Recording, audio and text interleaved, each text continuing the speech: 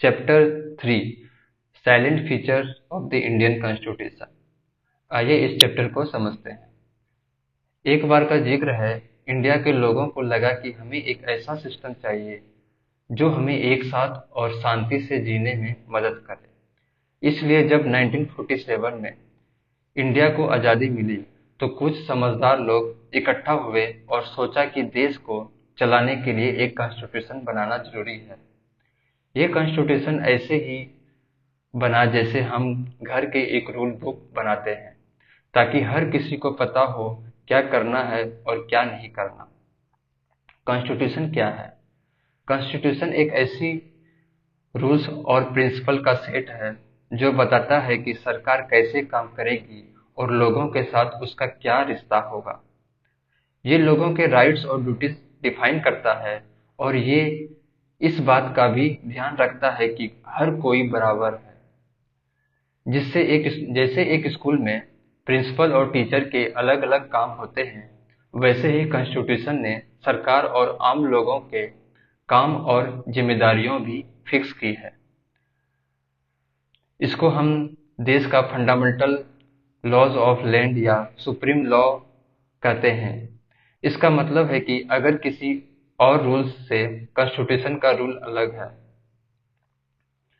तो हमेशा कॉन्स्टिट्यूशन का रूल ही माना जाएगा। जैसे अगर आपके घर में एक रूल है कि सब लोग शाम को 8 बजे तक घर लौटेंगे, तो चाहे आप कहीं भी हो, आपको ये रूल फॉलो करना ही पड़ेगा। एग्जाम्पल से समझते हैं। मान लो किसी को ये लगता है कि किसी और का जमीन जब्त कर सकते हैं, तो कॉन्स्टिट्यूशन कहता है कि ये गलत है, क्योंकि हर किसी का हक उसके खुद के जमीन पर है। इसी तरह अगर किसी ने कहा कि मैं सिर्फ एक ही रिलीजन के लोगों को अपने ऑफिस में रखूंगा, तो कॉन्स्टिट्यूशन कहता है कि ये गलत है, क्योंकि यहाँ राइट टू इक्वलिटी है और हर किसी को बराबर का मौका मिलना चाहिए। कुछ और स्पेशल चीजें कॉन्स्टिट्यूशन के बारे में जानते हैं। सेकुलरिज्म। इंडिया में कॉन्स्टिट्यूशन ये कहता है कि हर धर्म को एक जैसा मान दिया जाएगा। जिससे एक जैसे एक गार्डन में अलग अलग फूल होते हैं और सबकी अपनी खूबसूरती होती है, वैसे ही देश में हर रिलीजन के लोग हैं और कॉन्स्टिट्यूशन सबको सम्मान देता है। Fundamental rights and duties. Constitution ने सबको कुछ अधिकार और कुछ फर्ज दिए हैं। जैसे आपको स्कूल में पढ़ाई का हक है और साथ ही एक जिम्मेदारी है कि आप स्कूल के रूल्स का पालन करें। डेमोक्रेसी। कॉन्स्टिट्यूशन ने ये भी फिक्स किया है कि इंडिया एक लोकतंत्र है, यानी हर 5 साल में लोग वोट देके अपनी सरकार चुन सकते हैं। जैसे एक क्रिकेट टीम में टीम मेंबर मिलके अपना कैप्टन चुनते हैं, वैसे ही हम लोग मिलकर अपना पीएम और सीएम चुनते हैं। तो आखिर में कॉन्स्टिट्यूशन एक ऐसा रूल बुक है जो हमें एक सही रास्ता दिखाता है और बताता है कि हमें कैसे मिलजुल के रहना है। इससे देश में सबको अपने अधिकार और जिम्मेदारी के बारे में पता चलता है और ये हमारी आज़ादी और सम्मान का भी सुरक्षित रखता है। अब बात करते हैं क्लासिफिकेशन और कॉन्स्टिट्यूशन। एक बार सोचो कि इंडिया का कॉन्स्टिट्यूशन एक बड़ा सा रिसिप्ट बुक है जो हर किसी के लिए बना है और जिसमें देश को चलाने के सारे तरीके लिखे हैं। जैसे एक खाने की रिसिप्ट में सारी इंग्रेडिएंट और उससे बनाने के तरीके लिखा होता है, वैसे ही कॉन्स्टिट्यूशन में सरकार कैसे चलेगी और लोगों के क्या राइट्स और रिस्पॉन्सिबिलिटीज हैं, ये सब लिखा है। अब इस रेसिप्ट बुक में कुछ खास चीजें हैं जो इंडिया के कॉन्स्टिट्यूशन को यूनिक बनाता है। Lengthiest written constitution. इंडिया का कॉन्स्टिट्यूशन दुनिया का सबसे लंबा लिखा गया कॉन्स्टिट्यूशन है।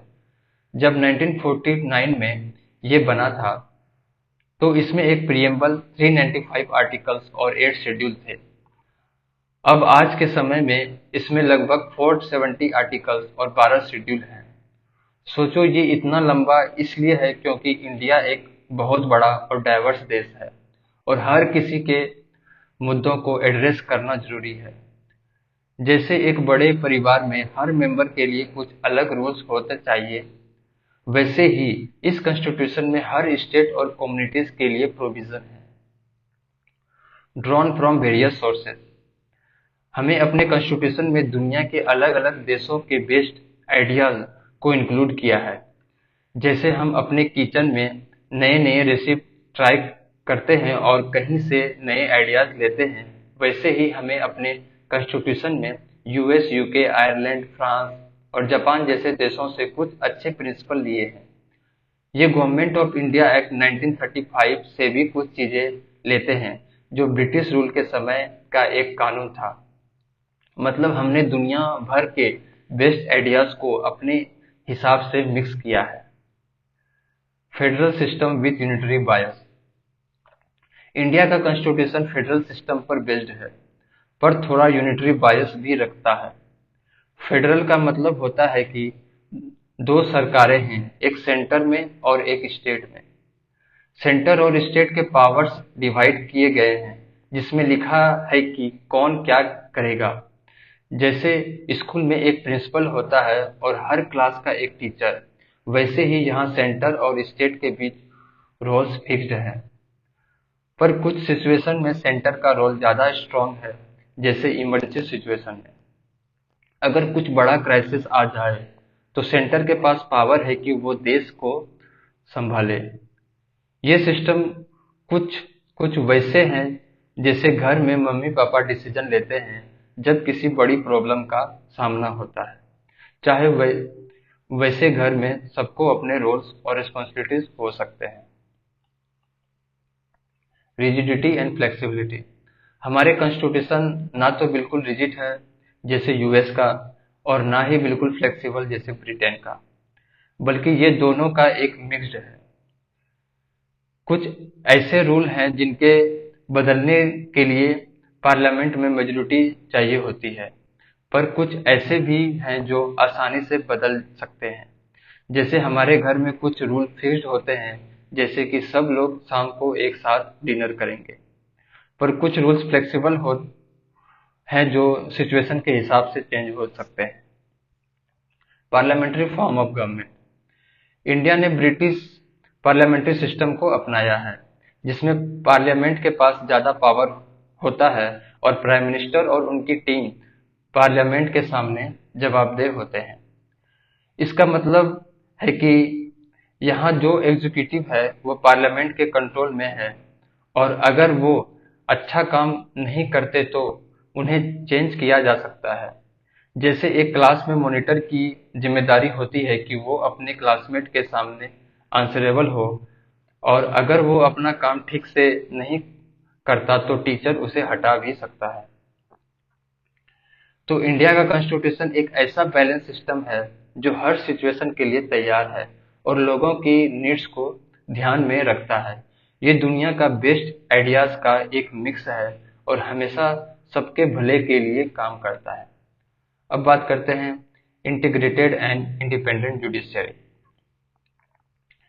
एक बार सोचो, एक बड़े परिवार में मम्मी पापा ने घर के सारे बच्चों के लिए कुछ स्पेशल अधिकार और जिम्मेदारियां तय की है, और उनका ये भी ध्यान है कि अगर किसी के साथ कुछ गलत हो रहा है तो उसके लिए एक स्पेशल प्रोसेस है जो सबको प्रोटेक्ट करता है। बिल्कुल वैसे ही इंडिया का कॉन्स्टिट्यूशन हमें कुछ फंडामेंटल राइट्स देता है और एक इंटीग्रेटेड और इंडिपेंडेंट जुडिशरी बनाता है जो इन राइट्स को प्रोटेक्ट करता है। Integrated and independent judiciary. सोचो, इंडिया का जुडिशरी सिस्टम एक टॉल बिल्डिंग की तरह है, जिसमें टॉप फ्लोर पे सुप्रीम कोर्ट है। सुप्रीम कोर्ट के नीचे हाई कोर्ट है जो अलग अलग स्टेट्स में है, और फिर उसके नीचे सबऑर्डिनेट कोर्ट और बाकी लोअर कोर्ट्स हैं। ये एक इंटीग्रेटेड सिस्टम है, यानी सब एक दूसरे से कनेक्टेड हैं और अपने लेवल पे काम करते हैं, पर अल्टीमेट अथॉरिटी सुप्रीम कोर्ट्स के पास है। ये जुडिशियरी इंडिपेंडेंट भी है, मतलब सरकार इस पे इन्फ्लुएंस नहीं डाल सकती। जैसे घर में अगर मम्मी पापा ने कोई फैसला किया तो वो फाइनल होता है और सबको उस फैसले को मानना पड़ता है। वैसे ही सुप्रीम कोर्ट के फैसले को सब कोर्ट्स को फॉलो करना पड़ता है। Fundamental rights. फंडामेंटल राइट्स वो बेसिक राइट्स हैं जो कॉन्स्टिट्यूशन हर सिटीजन को देता है ताकि सब लोग अपनी लाइफ में फ्रीडम और डिग्निटी के साथ जी सके। ये राइट्स पार्ट 3 में दिए गए हैं और ये पॉलिटिकल डेमोक्रेसी के आइडियल को प्रमोट करते हैं। ये है वो 6 फंडामेंटल राइट्स।